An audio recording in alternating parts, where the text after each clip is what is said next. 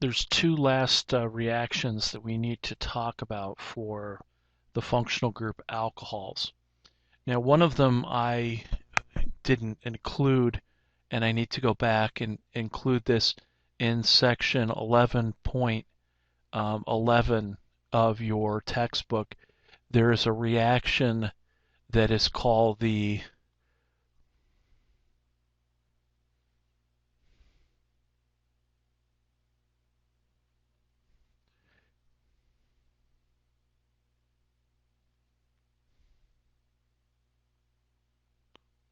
and you'd think this is periodic, but it's not. It's the per-iotic oxidation of alcohols, and this is going to use per-iotic acid.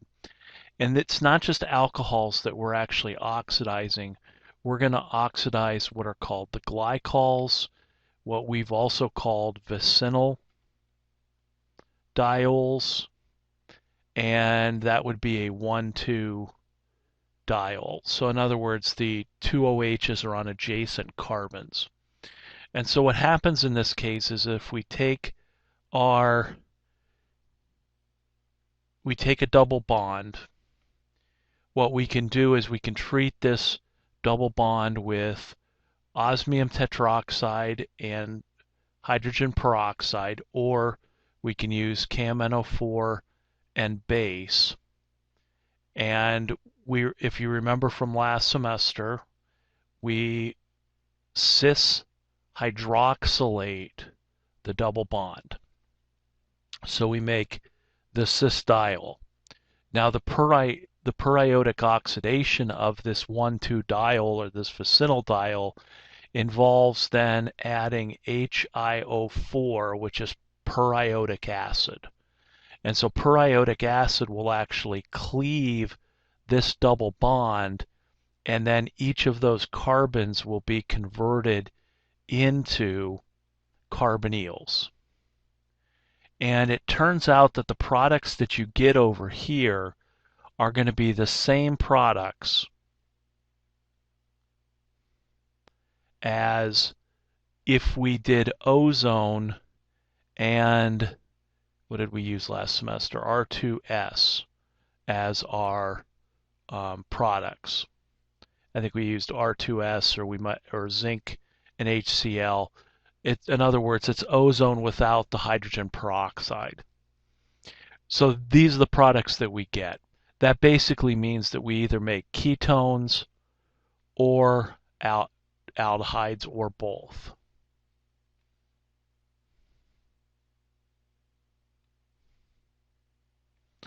And so the reaction will produce then, it'll end up with cleavage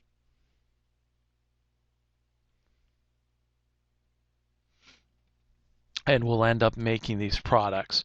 You might say, well, why would you want to convert a double bond into a cis diol and then cleave it? And my answer would be, that seems pretty dumb, because you could accomplish the cleavage of this double bond directly by using ozone. But there are times when one would want to cleave a cis diol, and that's the critical part about this, is that this has to be a cis diol. Per-iotic acid will only cleave the cis diols. It will not cleave the trans diols. So if you had, for instance,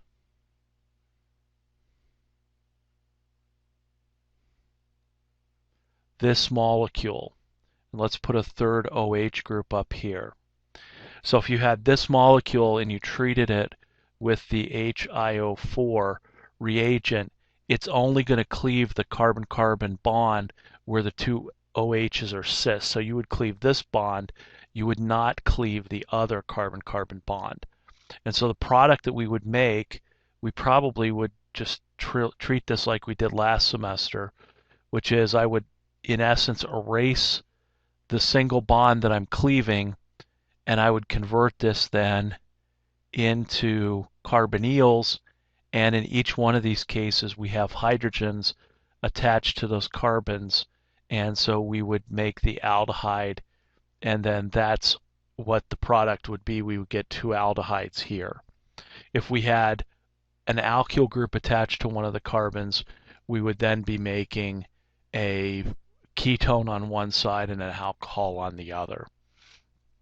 So the key thing is that the mechanism only occurs with the cis diols, and it does not work with the trans diols. Okay, so there's a little bit of selectivity, and if you look in your textbook, you'll see that the reason this reacts with cis is because the iodine will actually come in and bond to both of these oxygens, and it needs to form a 5-membered ring here. And the only way it can form a 5-member ring is if the OH groups are on the same side. There's no way to stretch a 5-membered ring from across the double bond or trans. So it's kind of like when we talked about KMNO4 and osmium tetroxide oxidation last semester. So that's periodic oxidation of alcohols. The last reaction of alcohols in chapter 11 is to convert alcohols into alkoxides. So if we have an alcohol, how can we convert that alcohol into the alkoxide? And this should be review. So how many different ways can you think of to perform this reaction? If you need to, stop the tape, listen, write down as many as you can, and then come back and we'll see how many you got. Okay. First method would be to use deprotonation to make the alkoxide. And if we're going to use deprotonation, that means that we either have to use hydride or a C- base or an N- base. Those were the 3 bases that will completely deprotonate an alcohol to make an alkoxide. So the hydride, where could the hydride come from? It could come from sodium hydride. It could come from potassium hydride. It could also come from potentially sodium borohydride or lithium aluminum hydride. All of these hydrides could then deprotonate the alcohol and make the alkoxide. Where could the C- come from? Well, what kinds of carbanions have we talked about so far? We've talked about C- with magnesium or lithium. We last semester talked about alkynyl anions. And those are the big C- reagents that we know how to make right at the moment. N-, our major N- reagent is NH2-, amide. So we can either deprotonate the alcohol directly to make the alkoxide using any one of those 3 reagents. How would you make? Another way to do this is by using sodium and potassium metal. And this I talked about at the very beginning of the chapter 11 of the alcohol reactions. But if you take an alcohol and you react it with sodium metal, this is the equivalent of reacting water with sodium metal, except water plus sodium metal is extremely reactive, but you get the same products. You'd get RO-, Na+, and then a little hydrogen gas. Down here from general chemistry in this redox reaction, you got sodium hydroxide, and again you made hydrogen gas. Alcohols are a little bit less reactive than water. It depends on the alcohol. Of course, the alcohol is a little bit more flammable, so if you were to get a spark in this reaction, not only would the hydrogen ignite, but if it's the wrong alcohol, the alcohol would ignite. So you have to be very careful when you do this reaction, particularly as you go down the periodic table, because potassium metal is a lot more reactive than sodium. So these are 2 ways that we can make alkoxides. If I can make alkoxides, what can I do with them? Well, the primary thing that we've done with alkoxides so far is we've taken our sterically hindered potassium tertiary-butoxide, and we've done what? We've reacted it with alkyl halides to do E2 elimination reactions. So we have the, and I should probably write another hydrogen here, we have the alkoxide come in, deprotonate one of the beta hydrogens, pair of electrons moves here, kicks off the halogen as the leaving group. Now remember that since this is E2, it has to go through the anti-periplanar transition state. And that plays a big role when we are trying to do E2 reactions in cyclohexane rings, because that means that the hydrogen has to be trans to the leaving group. But for the most part, this E2 reaction is what we've done with alkoxides once we make it. So I could take my tertiary butyl alcohol, react it with potassium metal to make the potassium alkoxide, and then do an E2 elimination. So just as reviewed, if I gave you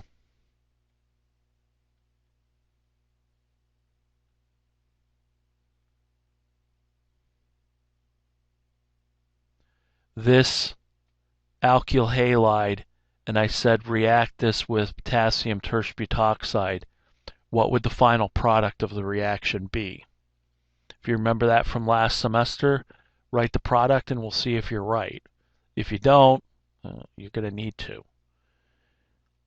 So, what am I looking to deprotonate here? Here's my alpha carbon that's attached to the leaving group. Here are my two beta carbons.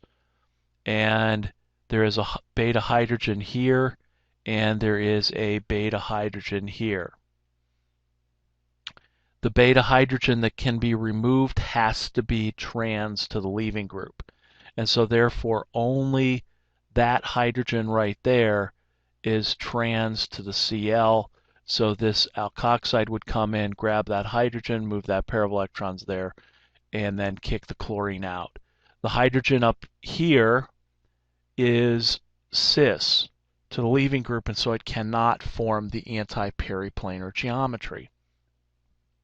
That means the only product that I would make in this reaction is this carbon would stay the same, and I would form a double bond down here. And so that's the only E2 product of this reaction. Okay, so we have to remember our reactions of alkoxides, which have so far been limited to E2. And the issue is we haven't actually done SN2 reactions with alkoxides, but that's in the next chapter, and so I'll come back to that in a few minutes. So this is what we've done with alkoxides. Okay, so that's kind of the end of chapter 11. In your textbook, chapter 12 and 13 are the spectroscopy sections that you've been talking about in lab. So now we're going to go ahead and now we're going to move ahead to chapter 14, where we're going to deal with ethers, epoxides as our other functional group. And to be honest with you, ethers and epoxides, all an epoxide is just a cyclic ether. So as with all functional groups, the first parts are pretty boring. We talk about how to name them, physical properties, then we get into how to prepare ethers, and then we get into reactions of ethers. The first thing I'll say about ethers is that ethers are pretty boring from the standpoint that ethers tend to be fairly non-reactive. And what that is, what the advantage of having this be really non-reactive is that in general they make great solvents because they are non-reactive. And some common ethers that we've encountered in the lab, at least you will encounter this semester and we've encountered in the last semester, is we have ethyl ether or diethyl ether. There is another one that is commonly found in gasoline. This is called tertiary butyl methyl ether, and this is also called TBME, or it's sometimes called by its industrial abbreviation, I believe, BTEX. Now, this ether in particular is something that is added as an oxygenate to gasoline to make the gasoline burn a little bit better. It does have some environmental issues with it, and one of the big problems is that if a gasoline tank leaks, or the storage facility where they keep the BTEX leaks, then it can get into your underground aquifer and pollute and basically destroy somebody's drinking water. My recollection is somewhere in the ground in Tennessee, there's like 1 million gallons of this BTEX that got loose from a plant that makes it, and people have been worried for years about where it is and when it will get into the aquifer and basically destroy the drinking water for a large number of people. You've seen sometimes gasoline or gas stations have their tanks, torn up and put new ones in. A lot of it's to keep the gasoline from leaking, and in particular, this is a common material that they look for in the soils to make sure that they're not contaminated. So it's an oxygenate. Ethyl ether is not an oxygenate. Ethanol is what we typically add to gasoline. The cyclic equivalent of ethyl ether is to basically pin the two CH3 groups back in a 5-membered ring, and this solvent is called tetrahydrofuran, or sometimes abbreviated as THF. Tetrahydrofuran actually turns out to be a very good solvent, and it's used sort of interchangeably with diethyl ether.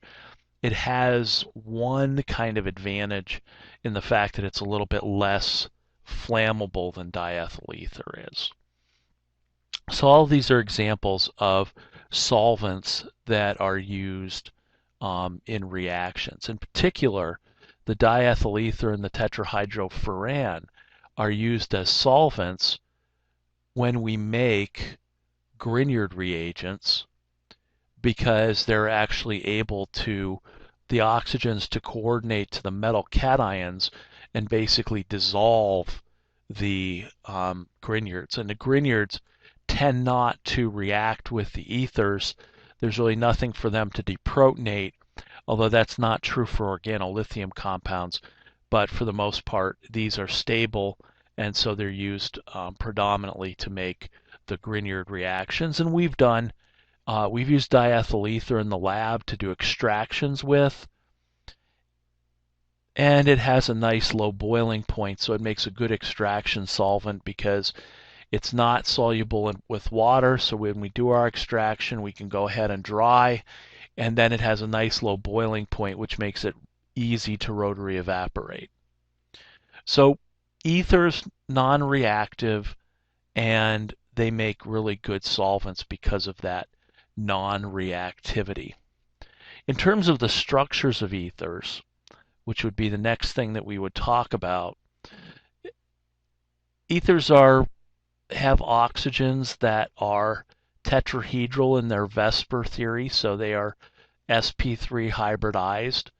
You do have an oxygen here that can accept a hydrogen bond from an alcohol, or potentially accept a hydrogen bond from water. And so ethers are, marginally polar solvents. They can accept hydrogen bonds. They have no hydrogen to form a hydrogen bond, but they can at least accept it. As far as the water solubility of ether goes, depending on the size of these non-polar alkyl groups, the ether may not be very water soluble at all, although it will have some water solubility in the case of in the case of diethyl ether, we know that when we do an extraction with diethyl ether, we have to dry the solvent because some water is soluble in diethyl ether, and diethyl ether, a little bit of diethyl ether would end up in the water layer as well. So as far as these go, they have a really limited water solubility, but they can form hydrogen bonds, so they're polar solvents. In terms of their boiling points, if you have something like diethyl ether, it does have a low boiling point, simply because the best intermolecular force, or the strongest intermolecular force that it can undergo, are the dipole-dipole interactions.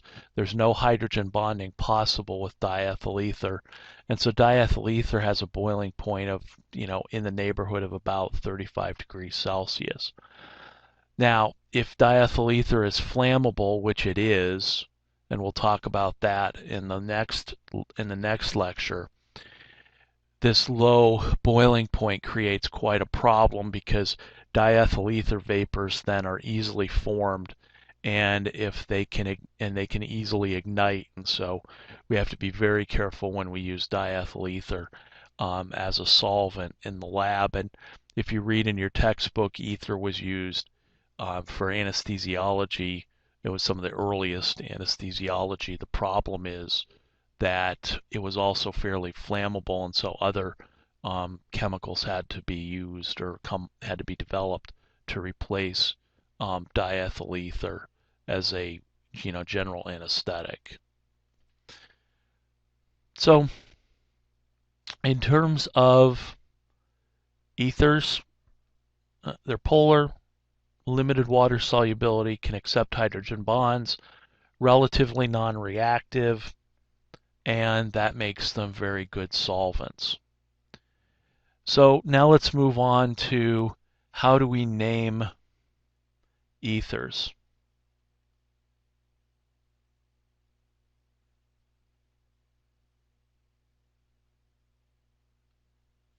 Well, there's two ways to name ethers.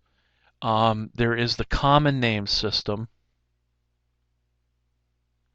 and under the common name system, it's relatively straightforward. You just name the two alkyl groups that are on either side of the ether. And since it's a common name, there's really no systematic approach to this. If you have two methyl groups, you could either call this dimethyl ether, or a lot of times it's just called methyl ether, because then it's understood that you have two methyl groups on either side. Remember, these are common names, not systematic ones. We've seen diethyl ether up here, which can also be called ethyl ether, because again, it's understood that there's two alkyl groups. The slide before, tertiary methyl ether, you could probably easily call this methyl tertiary ether. It just depends on, what name is commonly used.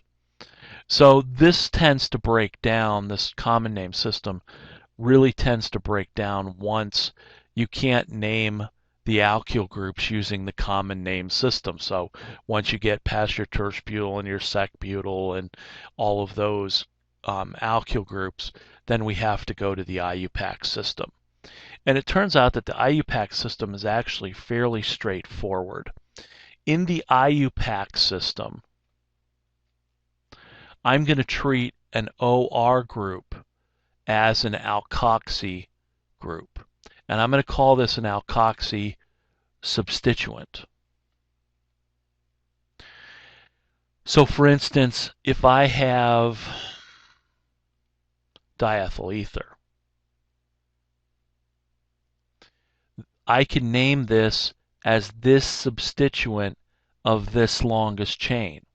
And so I could call this ethoxy ethane. And so I have an ethoxy group attached to ethane. You might say, does it have to be one ethoxy ethane? Well, in this case, no, because there's only whichever carbon it's attached to would automatically be one. The IUPAC rules get to be a little fuzzy. If you had methyl ethyl ether or ethyl methyl ether, what you do is you name the alkoxy group. You choose as the alkoxy group the one that has the least number of carbons. And so the greater number of carbons then becomes our alkane chain, and then this becomes the substituent. So this would be called methoxyethane, would be its IUPAC name. You could end up with, if you had a benzene ring, and this is going to be, we're going to work towards aromatic compounds, but this molecule is, its common name is called anisole. That's the common name. You have to say that very slowly so that you don't mix it up with another uncomplimentary word. But we could also call this then a methoxy group and call this methoxybenzene. Okay. So we treat the alkoxy group as a substituent, and so we would treat it no differently than a chlorine, a bromine, all of the other substituents that we've used in the past. So here's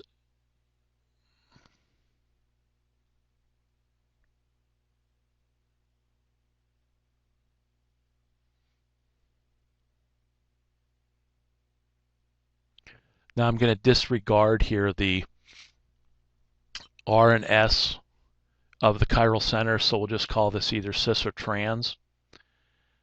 So if I look at this molecule, I've got a four-membered ring, which means this is going to be called a cyclobutane. I have the choice between a chlorine and a methoxy group.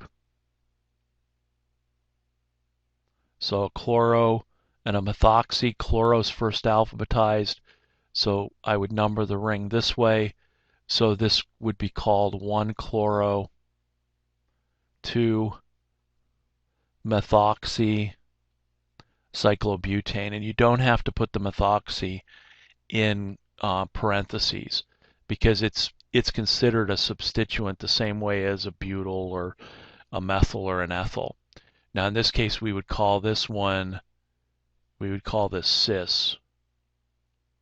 1-chloro, 2-methoxy cyclobutane. If we really wanted to name, we could name this either 1R or S and 2R or S, 1-chloro, 2-methoxy cyclobutane.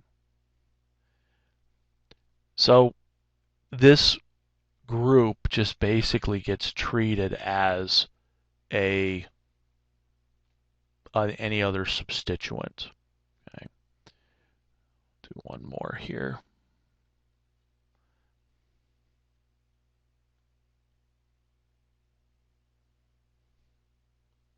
So if I had this molecule, now I've got a cyclic alcohol, so I do have carbon 1, carbon 2.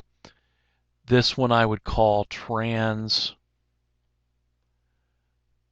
2-methoxy cyclohexanol. And I wouldn't, if you put the 1 in front of the cyclohexanol, or if you called it cyclohexane 1-all, that would be perfectly fine, but we don't have to because of the, it's understood that the OH would be carbon 1. We've talked about that. Okay, so that's how we would treat alkoxy groups.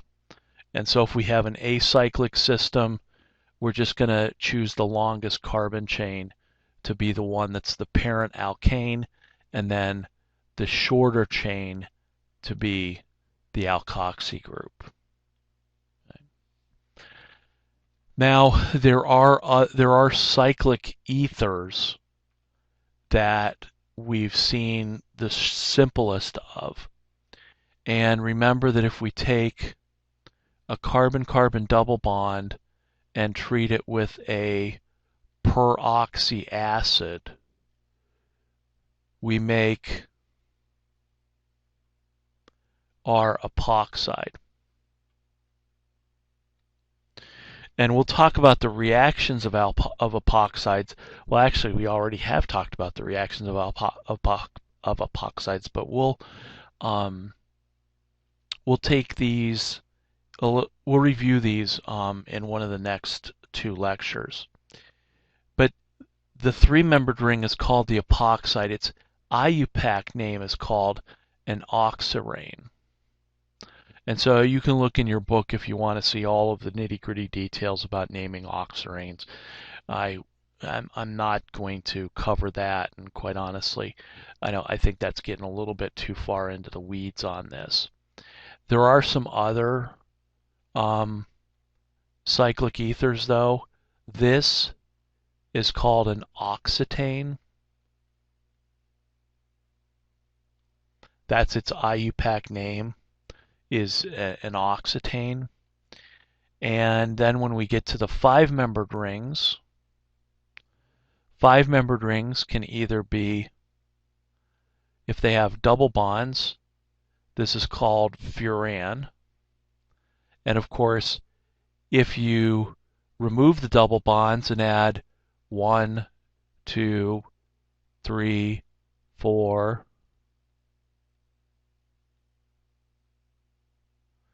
and so you add, because there's already 4 hydrogens on there, if you add 4 more hydrogens on here, you get the tetrahydrofuran, or the THF that I introduced earlier. You can have 6-membered cyclic ethers. You can have 2 double bonds here, which would make this molecule called pyran. And then if you were to have the hydrogenated version of pyran, you would have tetrahydropyran.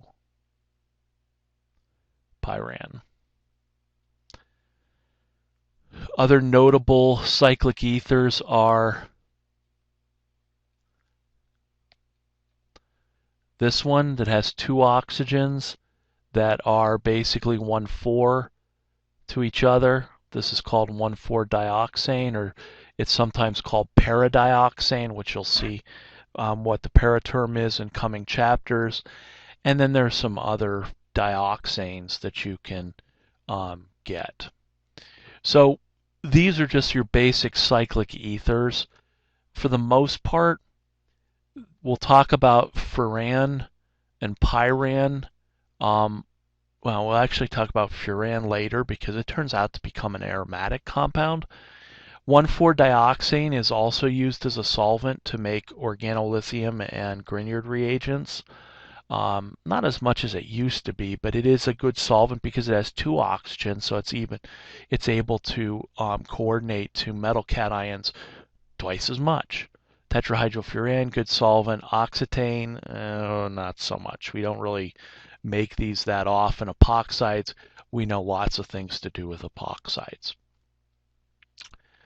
So, those are the basics of ethers, the basic naming and the basic physical properties. So now what we want to finish up, at least for today, on is the idea of how do we make ethers? Well, we've already talked about one method to make the cyclic ethers, and that's to add a per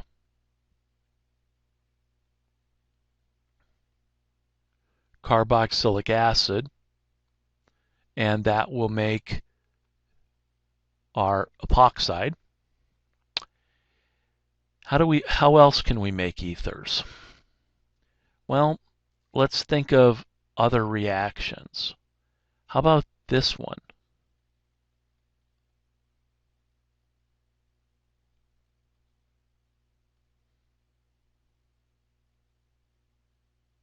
SN1. Actually, we called this reaction last semester solvolysis. So if we take the butoxide here and react it with methanol. In our mechanism, I'm going to break the carbon-chlorine bond to make a carbocation. And then what's going to happen? My methanol molecule is going to come in, add to the carbocation, and I'm going to make my oxonium ion. And then I'm going to lose H plus to give me my ether. So we can do SN1 and do these solvolysis reactions. What's going to be the critical part of the alkyl halide structure to do solvolysis? Well, we're either going to have this be not a primary but a secondary or a tertiary halide, because this reaction is going to have to go SN1. Why? Because water is what kind of a neutrophile? Well, I gave it away. What kind of nucleophile is water? Yeah, water is, but also the alcohol is a neutral nucleophile. Neutral nucleophiles can only undergo SN1. Great. So I can make secondary and tertiary alkyl halides. How else can I make how else I can make ethers from secondary or tertiary alkyl halides? What about a primary alkyl halide? Or what about a primary alkyl halide? Let's say I had CH3, CH2, chlorine. Is there any way to make an ether out of that? Well, I can't use a neutral nucleophile, right? Because neutral nucleophiles aren't going to react with a primary alkyl halide because it won't undergo SN2. Or it won't undergo SN1. So that means I'm going to have to resort to SN2. So what kind of nucleophile am I going to have to react over here to make an ether? Well, what I'm going to have to do is I'm going to have to react an alkoxide and have the alkoxide come in and kick off the chlorine, do an SN2 reaction, and then I can go ahead and convert my primary alkyl halide into an ether. Well, okay, great. Now what kind of alkoxide am I going to be limited to in this reaction? Well, I'm going to be limited to using alkoxides that are not sterically hindered. Right, I can't use a sterically hindered alkoxide to do this reaction, because if I use a sterically hindered alkoxide, what's going to happen? It's going to do E2. I'm also limited to only use primary alkyl halides here. I might get away with a secondary depending on how small this alkoxide is, but I have to have this only undergo SN2. If this is tertiary, that's going to block the SN2 mechanism, and the alkoxide is most likely then going to act as a base and do E2. So if you want to do this SN2 reaction, you take a small non-sterically hindered alkoxide, something like methoxide or ethoxide, and react it with a primary or a really small secondary halide, and that will go ahead and allow you to make the ether by SN2.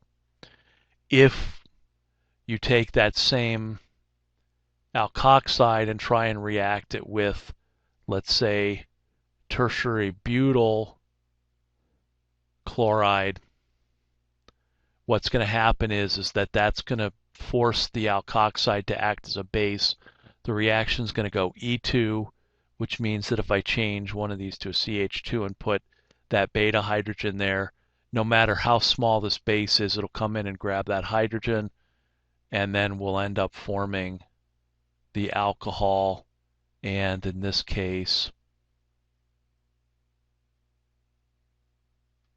our alkene. Right. So using alkoxides to make ethers by SN2 just requires that we have to make the reaction go by SN2 by using either a primary or secondary halide and use a small alkoxide so it doesn't turn into a base. Now, this reaction of the alkoxide and the primary alkyl halide, while everybody should be going, well, we kind of learned that last semester if we would have used, small alkoxides. This actually has a name, and this is called the Williamson ether synthesis.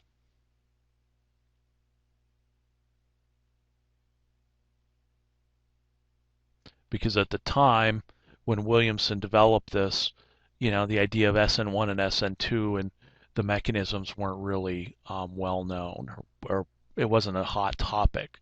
So he came up with a way to make an ether, and therefore that will forever have his name. Okay, so we can make ethers from alkyl halides by either SN1 or SN2, the SN2 pathway being Williamson ether synthesis. How about we make ethers from double bonds? How can I make an ether from a double bond? Well, what if we did this? What if we add acid and alcohol? What would happen? Well, our double bond would be protonated by the H+. We'd form a carbocation, and then what would happen with the ether? The ether would come in, attack that carbocation. We would make the oxonium ion, and then we would lose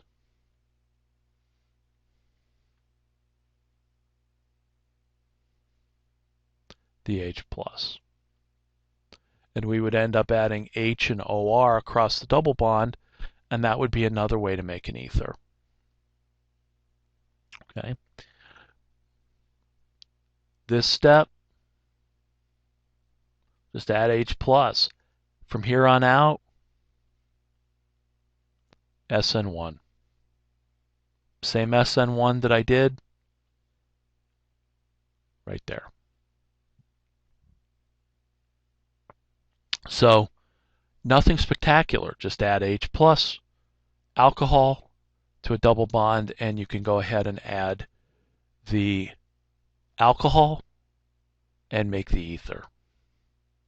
How's this reaction going to go?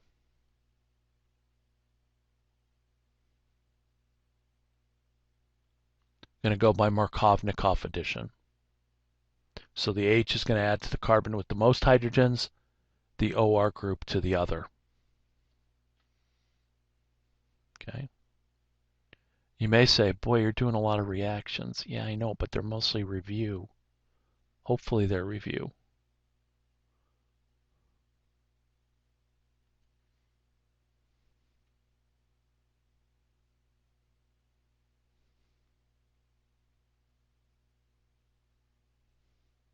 So the regioselectivity of this reaction is the Markovnikov addition. How about the stereoselectivity of adding H+ and alcohol? In other words, what would my major product of this reaction be? Would it be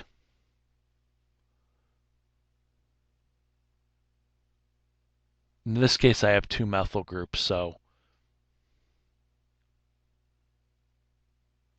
is this going to be cis addition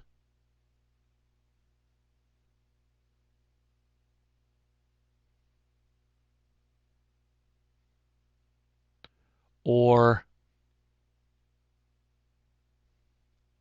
is it going to be trans? Do you have an answer?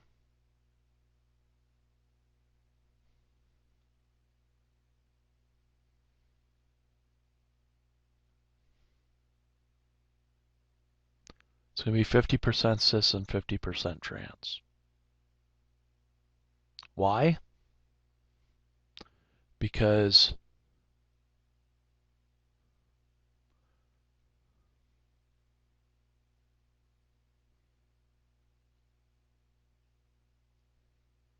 I go through a carbocation intermediate.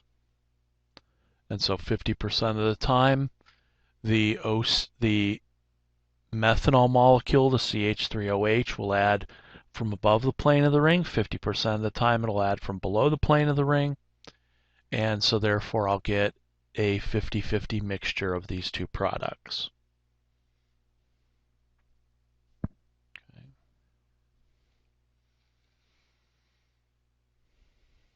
Last reaction.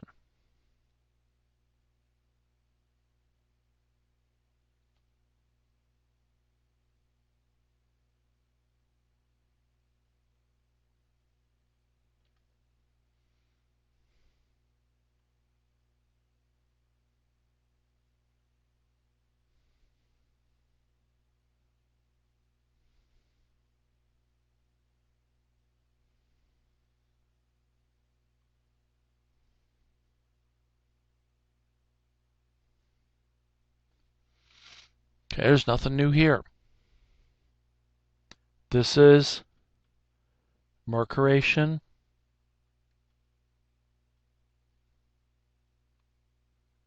demercuration.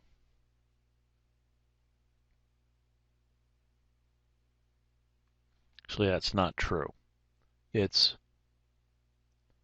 alkoxymercuration, demercuration. So when we did mercuration, demercuration last semester, we added mercury acetate, water, and the mercury and the water added trans. And then the sodium borohydride provided a hydrogen that ended up going in exactly the same position as the mercury. So if I replace water with methanol, I'm going to end up, now in this case I've used a symmetrical alkene, so I'm going to end up with the hydrogen and the OCH3 group. They're going to end up adding 100% trans, because the key intermediate in this reaction is to form the mercury carbonium, or the mercurium ion, which would have the mercury attached to these two carbons, which would be delta plus charged. And so remember, this is a triangular intermediate, so that when the methanol comes in and adds, it's going to add trans to the mercury, and then the sodium borohydride produces an H minus that ends up substituting in exactly the same position for the mercury. And so if we want to do 100% trans addition, we're going to do alkoxymercuration, demercuration. Okay. Is there a way to add the H in the OCH3 cis? Not right at the moment. Or if there is, it's going to take multiple steps. Okay. So these are our preparations of ethers. And honestly, there's not a brand new reaction in any of these. Alkoxymercuration, demercuration, adding H plus N HOR instead of H plus HOH to a double bond, taking a tertiary alkyl halide and reacting it with alcohol as solvolysis. Nothing new there. Kind of new that we actually are allowed now to take a small alkoxide and react it with a primary or secondary halide and do Williamson ether synthesis, but honestly, this is just an SN2 reaction. Now what I've said is, okay, if I use really small alkoxides, they're going to do substitution and not elimination. And of course, we can make epoxides, and once we can make epoxides, we can open them up under basic conditions and acidic conditions, and we can have the nucleophile go to the most substituted carbon or the least substituted carbon, and the nucleophile in the OH group always end up trans. If you're sitting there going, shut up, my head's going to explode. Well, we'll save the epoxide reactions for later, like next time. Okay. So, synthesis of ethers, some basic general knowledge of ethers, how to name the ethers by the IUPAC system, which, isn't necessarily that exciting. Naming them by the common name system just means you need to know the common names of the alkyl groups. Ethers are somewhat polar. They can accept hydrogen bonds, but for the most part they're unreactive, which makes them really good solvents. And since they, for the most part, have lower boiling points, it makes them really good extraction solvents. As far as the remaining reactions of alcohols, oh look, our alkoxide friends again. Only this time a sterically hindered alkoxide that now does E2, and we have to go back and remember all about the anti-periplanar geometries. And then how do we deprotonate alcohols, or how do we form alkoxides? Either deprotonate them with H minus, C minus, N minus, or react them with metals. And then finally, a new reaction of diols called per-iodic oxidation, which cleaves a cis diol and forms the same cleavage products as ozone and R2S, namely ketones and aldehydes.